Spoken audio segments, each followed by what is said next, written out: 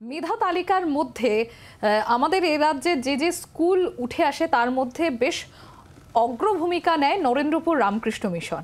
এবছরও সেই ফলাফলের কোনো অন্যথা হয়নি। নরেন্দ্রপুর রামকৃষ্ণ মিশনের বেশ কয়েকজন ছাত্র তারা জায়গা করে নিয়েছেন মেধা তালিকার মধ্যে। সরাসরি চলে যাব, আমাদের প্রতিনিধি অয়ন রয়েছেন আমাদের সঙ্গে নরেন্দ্রপুর রামকৃষ্ণ মিশন থেকে। অয়ন, যেটা বলছিলাম একটু আগে জি 24 ঘন্টার দর্শকদের জন্য, যে প্রত্যেক বছর মাধ্যমিক এবং মাধ্যমিকের রেজাল্ট আউটের পর আমরা দেখি নরেন্দ্রপুর রামকৃষ্ণ মিশনের বহু কৃতি ছাত্র সেই মেধা তালিকায় তারা জায়গা করে নেয়। এই বছরও কিন্তু ছবিটা একেবারেই আলাদা নয়, সেই একই ছবি, চিরাচরিত ছবি আমরা দেখছি। একেবারেই একটা খুশির পরিবেশ, একটা উৎসবের চেহারা এই মুহূর্তে নরেন্দ্রপুর রামকৃষ্ণ মিশনে, যেখানে মহারাজের আশীর্বাদ নিতে এসছেন প্রত্যেকটি কৃতি ছাত্র যারা মাধ্যমিকের র্যাঙ্কার্স। আমি তোমার প্রশ্নের উত্তর বা তোমার প্রশ্নের সূত্র ধরে একটু মহারাজের সঙ্গে প্রথম কথা বলি। আপনি বারবার বলেছেন যে সত্যি তো এখানে যে শৃঙ্খলা, এখানে যে অনুশাসন, সেটা শুধুমাত্র অধ্যয়নের জন্য, পঠন পাঠনের জন্য। কোন ফর্মুলায় এই নরেন্দ্রপুর সহ একাধিক রামকৃষ্ণ মিশন বছরের পর বছর, দশকের পর দশক ধরে এইভাবে মাধ্যমিক উচ্চ মাধ্যমিকের মেধা তালিকায় জায়গা করে নেয়? সাফল্য এখানে দেখুন, ছাত্ররা তো আবাসিক স্কুলে থাকে, সবাইকে এখানে থাকতে হয়। ফলে ছাত্ররা প্রত্যেকের সুখে দুঃখে, সুবিধে অসুবিধায়, পড়াশোনা পারায় না পারায় সমস্ত কিছুতে একে অন্যকে হাত বাড়িয়ে দিতে পারে। ফলে সেটি কিন্তু সাফল্যের একটা অন্যতম চাবিকাঠি। আর একই সঙ্গে আমাদের এখানে অনুশাসন, ডিসিপ্লিন, একই সকাল সন্ধ্যায় প্রার্থনা গৃহে যাওয়া, খেলার মাঠে রেগুলার অ্যাটেন্ড করা, যোগাসন করা, এই সমস্ত কিছু মিলিয়ে ছাত্রদের কিন্তু সাফল্যের পথটা খুব সঙ্গে। মহারাজের বক্তব্য, এবার আমরা যারা কৃতি তাদের উজ্জ্বল মুখগুলো দেখে একটু না তাকালেই নয়, আমি পরপর বরঞ্চ তাদের সঙ্গে খুব ছোট্ট করে আলাপ করি আর তারা কে কত র্যাঙ্ক পেয়েছে একটু জানার চেষ্টা করি। নাম সহ র্যাঙ্কটা। অলিভ গাইন ষষ্ঠ। অলিভ, তোমার কি এমনি কতক্ষণ পড়াশোনা করতে? পড়াশোনা মনোযোগ সহকারে করতাম, কমই পড়তাম, 3-4 ঘন্টা। তাতে হয়েছিল।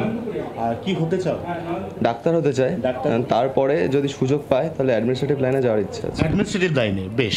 আর তোমার শখ আহ্লাদ কি কি? মানে এমনি তো তুমি শৃঙ্খলার মধ্যেই থাকতে, তার মধ্যে কি কি শখ পূরণ করতে পেরেছো, বা আর কি কি শখ অধরা রয়ে গেছে যেগুলো এবার পূরণ করবে? খেলাধুলা ভালো লাগে বরাবরই। আর ফুটবল না ক্রিকেট? ফুটবল, ক্রিকেটটা বেশি ভালো লাগে, তার সঙ্গে ভলিবল আর ব্যাডমিন্টন, এই দুটো আমার সব থেকে প্রিয়। তোমার নাম এবং তোমার র্যাঙ্ক? শুভ্রকান্তি জানা, দশম। বেশ। শুভ্রকান্তি, তোমার কাছে একই প্রশ্ন, তুমি বড় হয়ে কি হতে চাও? ডাক্তার হতে চাই। আর তোমার শখ? শখ আমি বাঁশি বাজাই 9 থেকে। বাঁশি বাজাও? হ্যাঁ। বেশ। কোন ধরনের বাঁশি, কি মেঠো সুর বাঁশিতে তোলো? বাঁশি কি আছে সঙ্গে? না, এখানে নেই, আমি রিসেন্টলি বাড়ি পাঠিয়ে দিয়েছি এখান থেকে। আর তেমন শখ আহ্লাদ বলতে 9 অবধি গান করতাম, তারপরে গলা ভেঙে যাওয়ায় ছেড়ে দিয়েছি। বেশ। আর তেমন শখ আহ্লাদ বলতে কিছু। তোমার নাম, তোমার র্যাঙ্ক? ঋতব্রত নাথ, নবম। আমি এন্টারপ্রেনিয়রশিপ বা স্টার্ট আপ লাইনে যেতে চাই, ব্যবসার দিকে যাওয়া। Entrepreneurship, excellent. একটু অন্যরকম ভাবনা মাধ্যমিকের এবছরের আকৃতি। কোনটা বলবো এবার? কতক্ষণ? হ্যাঁ, এখানে মিশনে এমনি আমাদের স্টাডি হওয়ার 4 থেকে 6 ঘন্টা ছিল, সেই সময়টাকেই ভালোভাবে ইউটিলাইজ করতাম। বাইরে একটা কথা রয়েছে, মিশনের সময় কম, কিন্তু আমি বলবো যে যখন আপনাদের কাছে রিসোর্স কম তখন সেটা ইউটিলাইজেশনে সবচেয়ে বেশি হয়। সেটা নরেন্দ্রপুরে থেকেই সম্ভব হয়েছে, বা এই 2 বছরে সম্ভব হবে বলেই বিশ্বাস রাখি। কি শখ রয়েছে যেটা পূরণ করতে পেরেছো, বা যেটা এখনো পর্যন্ত অধরা রয়েছে পূরণ করতে চাও? শখ বলতে সে তো অনেক, টেবিল টেনিস খেলতাম, আবৃত্তি করি, এমনি ডিবেট বা আমার পাবলিক স্পিকিং করি আর কি, মানে বক্তৃতা, এবং এরকমই ইচ্ছা লেখালেখির দিকেও, বা কুইজ আমার অন্যতম। নাম এবং র্যাঙ্ক? নাম ঋত্বিক দত্ত, র্যাঙ্ক হচ্ছে 9th, প্রাপ্ত নম্বর 685। আর মাধ্যমিকে যে র্যাঙ্ক করার একটা ইচ্ছা ছিল, তারপর র্যাঙ্ক হয়েছে, খুবই ভালো লাগছে। আলেখ্য মাইতি, র্যাঙ্ক 7th। আর পড়াশুনো নিয়ে তো আমাদের সবারই মোটামুটি একই, আমরা 3 ঘন্টা থেকে 4 ঘন্টার মধ্যে যে টাইম পাই তাতেই পড়ি। আর আমার নিজস্ব যেটা সবথেকে ভালো লাগে সেটা হচ্ছে গল্প বই পড়া, গল্প বই লেখার ইচ্ছে আছে। সবার কাছে একটা কমন প্রশ্ন, নরেন্দ্রপুর রামকৃষ্ণ মিশন বা রামকৃষ্ণ মিশনের অনুশাসন, এটা কি এক স্টেপ তোমাদের কোথাও না কোথাও এগিয়ে দিয়েছে? তোমাকে দিয়ে শুরু করি।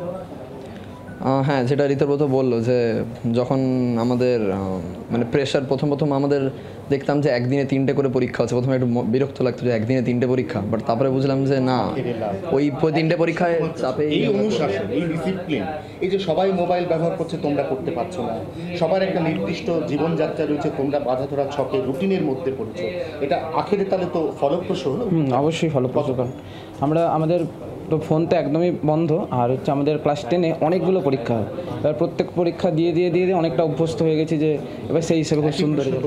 একদমই 100% নরেন্দ্রপুরের অবদান এই সাফল্যের পিছনে 100%ই এখানে প্রত্যেক শিক্ষক বা আমাদের বিভিন্ন ডাইনিং হলের স্টাফ থেকে শুরু করে ভবন শিক্ষক প্রত্যেকের অবদান অনস্বীকার্য।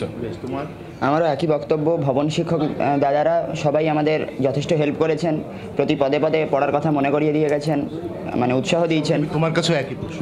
নরেন্দ্রপুর প্রতিষ্ঠান নয়, আমার কাছে একটা অভিজ্ঞতা। নরেন্দ্রপুর প্রতিষ্ঠান নয়, প্রত্যেকেই বলছে নরেন্দ্রপুর শুধুমাত্র একটা আবাসিক শিক্ষা প্রতিষ্ঠান নয়, সবার কাছে আসলে নরেন্দ্রপুর একটা অভিজ্ঞতা। সেই অভিজ্ঞতার শরিক হয়ে প্রত্যেক বছর জীবনের প্রথম দুটো বড় পরীক্ষা অর্থাৎ মাধ্যমিক এবং উচ্চ মাধ্যমিকে র্যাঙ্কার্সদের ছড়াছড়ি এই নরেন্দ্রপুর প্রাঙ্গণে।